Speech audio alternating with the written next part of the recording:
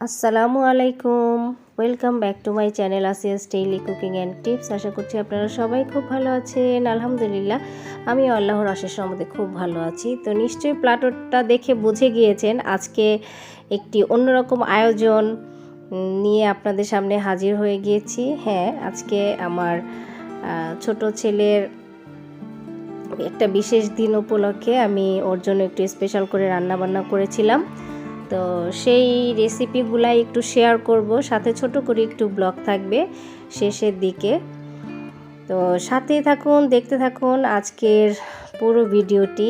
আর যারা যারা ভিডিওটি কন্টিনিউ করছেন, লাইক দিতে ভুলে গিয়েছেন, অবশ্যই কিন্তু একটি লাইক দিয়ে দিবেন। আর আজকের পুরো ভিডিওটি কেমন লাগছে সেটাও কিন্তু আমাকে কমেন্ট করে জানাবেন। আমার মনে হচ্ছে আজকের ভিডিওটি আপনাদের কাছে ভালোই লাগবে। তো স্কিপ না করে কিন্তু পুরো ভিডিওটি দেখতে হবে। তো প্রথমে কিন্তু এখানে আমি জর্দার জন্য দেখতে পেরেছিলেন পানি দিয়ে দিয়েছি, তার মধ্যে হচ্ছে ফুড কালার দিয়ে দিয়েছি, এলাচি, দারচিনি, মানে গোটা যে মশলাগুলো ওইগুলো দিয়ে দিয়েছি। আর এই পানিটা বলক উঠে আসলে আমি এখানে মানে জর্দার জন্য চাল নিয়েছি, ওটা তো ধুয়ে ঝরিয়ে রেখেছি। আর এখন হচ্ছে আমি এই যে ঝরিয়ে রাখা চালগুলো পানিটার মধ্যে দিয়ে দিলাম। আর আমার কাছে জর্দার কালারটা খুব বেশি কালারফুল ভালো লাগে না, লাইট অরেঞ্জ কালারটাই ভালো লাগে। আপনারা আপনাদের পছন্দ অনুযায়ী করে নিতে পারেন। আর এখানে একটা টিপস আপনাদেরকে বলে দিচ্ছি, জর্দা রান্না করার সময় অনেকে কিন্তু চালটাকে কম সিদ্ধ করে, এতে করে কিন্তু পরে দেখা যায় চালের ভেতরে যে দানা দানা ভাব থেকে যায় এবং মানে একদম পুরো শক্ত হয়ে যায় চিনির মধ্যে পড়লে। তো এই ক্ষেত্রে কিন্তু আপনারা অবশ্যই চালটাকে 90%-এর মতন কুক করে নেবেন, আর যে 10%টা থাকবে সেটা চিনির মধ্যে, শিরার মধ্যে দিলেই হয়ে যাবে। তো আমি কিন্তু 90%-এর মতন কুক করে নিয়েছি, দেখতে পেরেছেন। স্ট্রেনারের মধ্যে আমি এখন ঝরিয়ে নিচ্ছি, আর ঠান্ডা পানিটাও দিয়ে দিচ্ছি সাথে সাথে, এতে করে মানে স্টিকি ভাবটা চলে যাবে।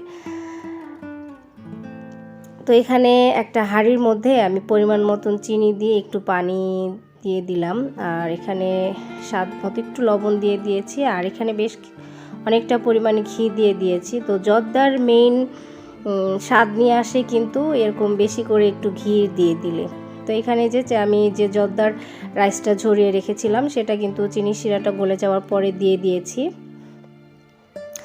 আর এখন একটু নেড়ে চেড়ে শিরাটার সাথে মিশিয়ে দিব।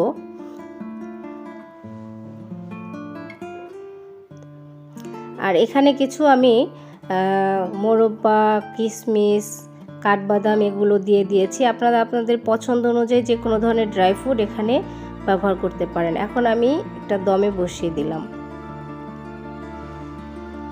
তো কিছুটা পরে দেখতে পাচ্ছেন একটু টেনে গিয়েছে। তো এই পর্যায়ে এটা হচ্ছে আরেকটা টিপস, যখন নাকি এইভাবে পানিটা টেনে যাবে তো এইভাবে করে একটু পানি দিয়ে ছিটিয়ে দিলে কিন্তু জর্দার রাইসটা খুব ঝরঝরে হয়, খেতেও ভালো লাগে।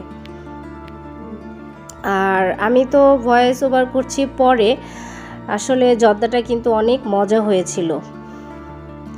আপনারা আমার রেসিপিটি ফলো করে এভাবে তৈরি করতে পারেন। আর এছাড়াও আমার চ্যানেলে কিন্তু আরও বিভিন্ন ধরনের রান্নার মজার মজার সব রেসিপি, ইজি রেসিপি দেওয়া আছে, আপনারা কিন্তু ওগুলো চাইলে ফলো করে নিতে পারেন। আমি আই বাটনে লিঙ্কগুলো দিয়ে দিব এবং ভিডিও শেষে এন্ড স্ক্রিনেও লিঙ্কগুলো থাকবে। তো নামানোর আগে দিয়ে দেখতেই পেরেছেন আমি ঘি দিয়ে দিয়েছি। আর এখানে এখন আমি এই যে আস্ত একটা সোনালি মুরগি নিয়ে নিয়েছি, আর এখানে আরও ছোট পিসের কিছু আছে। তো আমি হচ্ছে আজকে এই আস্ত মুরগিটার মোরগ মুসাল্লাম বলেন বা আস্ত মুরগির রোস্ট যেটাই বলেন না কেন, এটা আজকে আমি তৈরি করব আমার দুই ছেলের জন্য। তো আমার খুব ইচ্ছে ছিল আমার ছেলেদেরকে একটা সুন্দর করে প্লাটার সাজিয়ে এভাবে খেতে দেওয়া, তো তাই আমি আজকে এটাই করব আর কি। তো এই জন্য চিকেনটা কিন্তু আমি ভালোভাবে সুন্দর করে ভেতর থেকেও ধুয়ে টুয়ে পরিষ্কার করে নিয়েছি। আর এখানে দেখতে পাচ্ছেন এভাবে আমি ছুরির সাহায্যে কেটে নিয়েছি। তো এতে করে হবে যে সব মশলাগুলো সুন্দরভাবে ঢুকে যাবে। আর এভাবে একটা রাবার ব্যান্ড দিয়ে আমি পা দুটোকে এভাবে বেঁধে নিচ্ছি, এতে করে হবে কি চিকেনটা খুব সুন্দর থাকবে শেপটা। আর না হলে বেঁধে না নিলে কি হয় চিকেনের পাগুলো কিন্তু ছড়িয়ে যায়, তখন মানে দেখতে ভালো লাগে না। তো এখানে আমি চিকেনটা মেরিনেট করার জন্য এখানে দিয়ে দিলাম হচ্ছে স্বাদ মতো লবণ, আর এখানে এখন দিয়ে দেবো একটু ফুড কালার, কারণ এই রোস্টের মধ্যে ফুড কালারটা দিলে কিন্তু দেখতে খুব ভালো লাগে। তো এটা আপনারা চাইলে দিতেও পারেন অথবা স্কিপ করতে পারেন। আর এখন এখানে দিয়ে দিলাম হচ্ছে গোলমরিচের গুঁড়া, আর এখানে এখন দিয়ে দিব হচ্ছে ভিনেগার। আর এখানে আমি আরেকটা জিনিস অ্যাড করব, এখানে একটু কেওড়া জল দিয়ে দিব।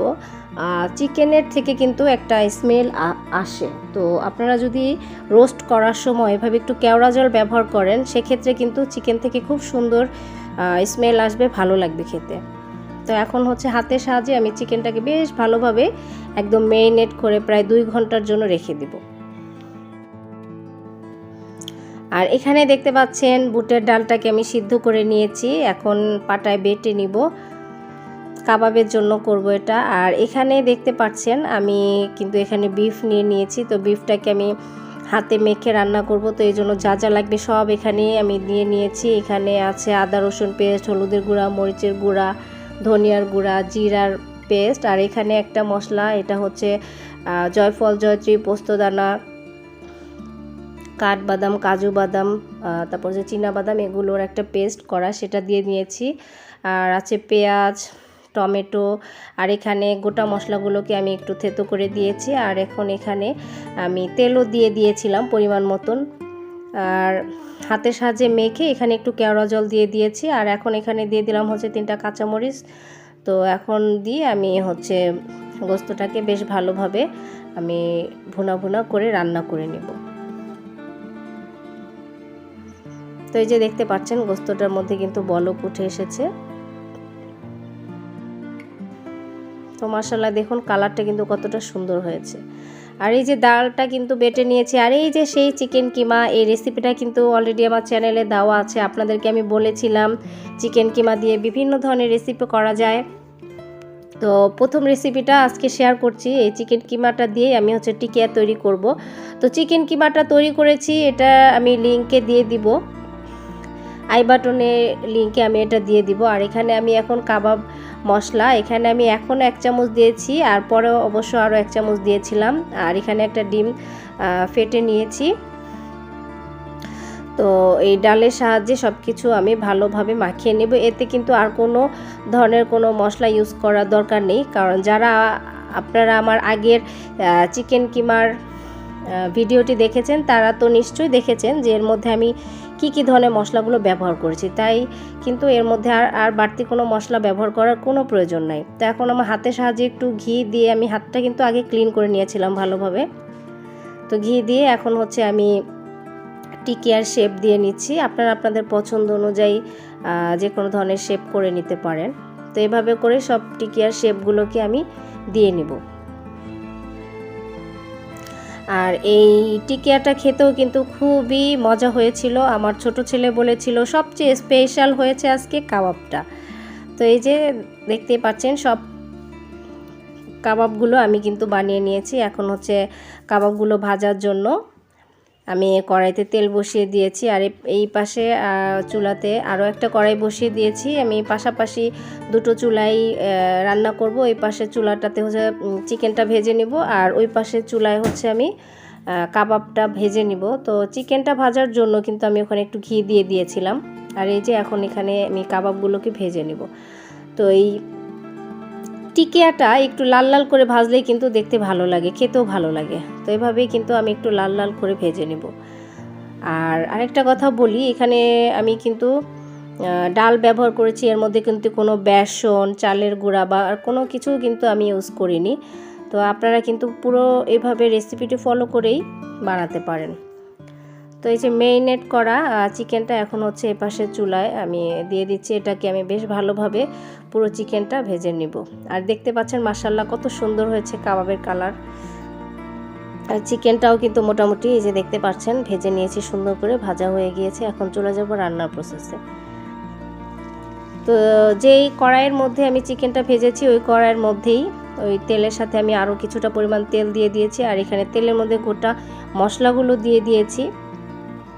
আমার চ্যানেলে কিন্তু চিকেন রোস্টের রেসিপি অলরেডি দেওয়া আছে, আপনারা চাইলে কিন্তু আমার চ্যানেলটি ভিজিট করে দেখে নিতে পারেন। তো গোটা মশলাটা তেলের মধ্যে দিলে কিন্তু খুব সুন্দর একটা অ্যারোমা বের হয়। আর এখানে বেশ কিছুটা পরিমাণে আমি পেঁয়াজ দিয়ে দিলাম, পেঁয়াজটাকে লাল লাল করে ভেজে নিব। আর এখানে একটু ঘি দিয়ে দিয়েছি, এতে করে সুন্দর স্মেল আসবে। এখন দিয়ে দিচ্ছি হচ্ছে প্রায় 3 চা চামচের মতন আদা রসুন পেস্ট। তো কি মশলাগুলো আমি ব্যবহার করছি একটু খেয়াল করে দেখুন। আমি এই রেসিপিটা কিন্তু ভালোভাবে শেয়ার করেছি আপনাদের সাথে। আর দেখতে পেরেছিলেন আমি জিরার পেস্ট দিয়ে দিয়েছি। আর এখানে জয়ফল, জয়ত্রী, পোস্তদানা, কাবাব চিনি, জিরা, কাজু বাদাম, কাঠবাদাম, চীনাবাদাম সবগুলো কিন্তু মিশ্রণ একসাথে আমি বেটে দিয়ে নিয়েছি। আর এই মশলাটা কিন্তু অবশ্যই রোস্টের মধ্যে ব্যবহার করতে হবে। আর এখন হচ্ছে এখানে টক দইটাকে ফেটিয়ে তারপর আমি দিয়ে দিচ্ছি। তো রোস্টের হচ্ছে এই মশলাগুলাই খুবই ইম্পর্টেন্ট, এটা স্কিপ করবেন না, ভালোভাবে খেয়াল করে দেখুন। আর এখানে ধনিয়ার গুঁড়া, মরিচের গুঁড়া আর হচ্ছে গোলমরিচের গুঁড়া, স্বাদ মতো লবণ এখানে আমি অল্প পরিমাণে দিয়ে নিয়েছি। আর এখানে এখন দিয়ে দিব হচ্ছে কেওড়া জল। তো কেওড়া জলটা দিলেই কিন্তু রোস্টের একটা যে সুন্দর ফ্লেভার সেটা কিন্তু চলে আসবে। আর এখন এখানে দিয়ে দিব হচ্ছে টমেটো সস। তো এখানে আমার প্রয়োজন মতন আমি প্রায় 2 চা চামচের মতন পরিমাণ এখানে টমেটো সস দিয়ে নিয়েছি। আপনারা যতটুকু পরিমাণ রান্না করবেন কম বেশি সেই অনুযায়ী আপনারা আপনাদের প্রয়োজন মতন দিয়ে দিবেন। আর এখন এখানে দিয়ে দিলাম সামান্য পরিমাণে চিনি, এতে করে খুব সুন্দর একটা মিষ্টি মিষ্টি ফ্লেভার আসবে। তো মশলাটা কিন্তু বেশ ভালোভাবে কষানো হয়ে গিয়েছে। এখন হচ্ছে ভেজে রাখা সব চিকেনগুলো আমি দিয়ে হচ্ছে ভালোভাবে নেড়ে চেড়ে কিন্তু মশলাগুলোর সাথে চিকেনটাকে সুন্দর করে একটু কষিয়ে নিব আগে। এরপরে হচ্ছে গ্রেভির জন্য অল্প করে এখানে ঝোল দিয়ে দিব। আর যেহেতু এখানে আস্ত চিকেন দেওয়া হয়েছে, তো এখানে কিন্তু একটু ভালোভাবে একটু নাড়াচাড়াটা করতে হবে। আর মশলাগুলো যাতে চিকেনের মধ্যে যায় সেটা একটু খেয়াল করে করতে হবে। চিকেনটা ভালো করে নাড়াচাড়ার ফাঁকে আমি কিন্তু 3টা আস্ত কাঁচামরিচ দিয়ে নিয়েছি, এতে করে কাঁচামরিচের সুন্দর একটা স্মেল আসবে। আর এখানে এখন দিয়ে দিলাম হচ্ছে আলু বোখারা। তো এটা দিয়ে আমি ভালো করে আর একটু নেড়ে চেড়ে নেব। এই চিকেনটা মশলাটার সাথে একটু ভালোভাবে কষিয়ে নিতে হবে, তাহলে কিন্তু চিকেন রোস্টটা খেতে দারুণ লাগবে। এখন একটু ঢাকনা দিয়ে ঢেকে দিলাম। তো এই 2 মিনিট পরে আবার ঢাকনাটা উঠিয়ে ভালো করে নেড়ে চেড়ে একটু দিচ্ছি। আর এখানে দেখতে পাচ্ছেন আমি গ্রেভির জন্য এখানে লিকুইড দুধ দিয়ে দিলাম প্রায় 1 মগ পরিমাণের। আর আপনারা চাইলে এখানে গুঁড়া দুধটাকে গুলিয়ে দিয়ে দিতে পারেন, আর অথবা আপনারা এখানে পানিও দিতে পারেন দুধের পরিবর্তে। তবে দুধটা দিলেই কিন্তু রোস্টের অরিজিনালি টেস্টটা পাওয়া যায়, খেতে খুব দারুণ লাগে। তো আমি ঢেকে দিয়েছিলাম, বলক উঠে এসেছে, আবার একটু নেড়ে চেড়ে দিচ্ছি। তো এভাবে করে কয়েকবারে আমি নেড়ে চেড়ে চিকেনটাকে একটু উল্টিয়ে পাল্টিয়ে যাতে ভেতরে সমস্ত মশলা ঝোলটা একটু যায় সেভাবে করে নিব।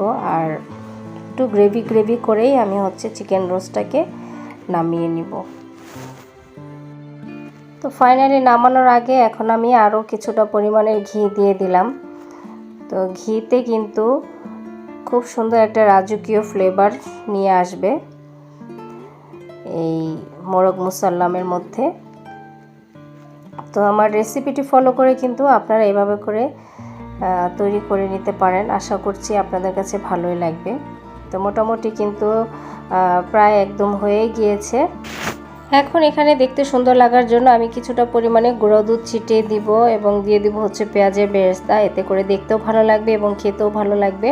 আর মাশাআল্লাহ দেখুন মোরগ মুসাল্লামটা কতটা সুন্দর হয়েছে দেখতে, আর অসাধারণ ভিডিও ক্লিপটা চলুন দেখি। আর একটা ইন্টারেস্টিং কথা, আমার ছেলেটার নাম দিয়েছে ফুটবল চিকেন। এই তো এই যে সব যা রান্না বান্না করেছিলাম, যে এখানে দেখতে পাচ্ছেন জর্দা আমি 2 ছেলের জন্য সব রেডি করে রেখেছি।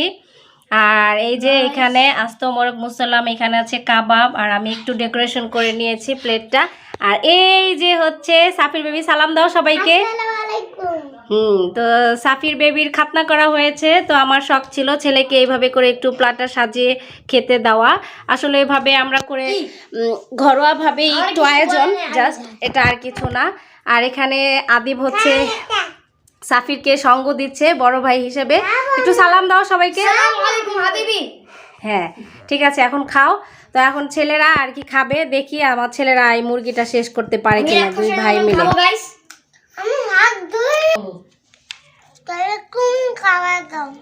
আমি খাওয়াই দেবো কেন? কেমন লাগলো আজকের এই স্পেশাল ব্লগটি তা কিন্তু অবশ্যই আমাকে কমেন্ট করে জানাবেন, আর সবাই আমার দুই পুত্রের জন্য দোয়া করবেন। সবাই ভালো থাকবেন, আর নতুন নতুন মজাদার সব আকর্ষণীয় ভিডিও দেখার আমন্ত্রণ জানিয়ে বিদায় নিয়ে নিচ্ছে আজকের মতো এখানে। আল্লাহ হাফেজ।